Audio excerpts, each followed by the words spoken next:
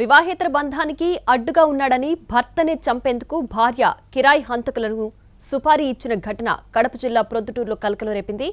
రాత్రి గడిస్తే కిరాయి హంతకుల చేతిలో భర్త హతమయ్యేవాడు. 14 లక్షల మంది పోటీ పడిన జేఈఈ మెయిన్ 2026 ఫలితాలలో ఇద్దరు విద్యార్థులకు 300కి 300 మార్కులతో ఓపెన్ కేటగిరీలో 2 ఆల్ ఇండియా ఫస్ట్ ర్యాంకులు సాధించిన దేశం మొత్తంలో ఏకైక విద్యా సంస్థ శ్రీ చైతన్యయే.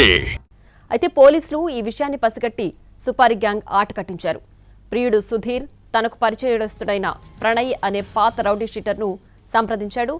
ఈశ్వర్ రెడ్డిని హత్య చేసేందుకు సత్యసాయి జిల్లా హిందూపురానికి చెందిన సుపారీ గ్యాంగ్తో రౌడీ షీటర్ ప్రణయ్ 10 లక్షలకు ఒప్పందం కుదిరించాడు.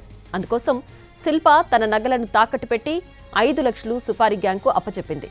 నిన్న రాత్రి ఈశ్వర్ రెడ్డి ఇంటికొచ్చే సమయంలో అతనిపై మారణాయుధాలతో దాడి చేసి హత్య చెయ్యాలని స్కెచ్ వేసింది సుపారీ గ్యాంగ్. ఇన్ఫార్మర్ ద్వారా 1 టౌన్ పోలీసులకు తెలిసింది. వెంటనే అప్రమత్తమైన పోలీసులు ప్రొద్దుటూరులోని ఒక ప్రైవేట్ లాడ్జ్లో ఉన్న సుపారీ గ్యాంగ్ సభ్యులు 5గురిని అరెస్ట్ చేశారు.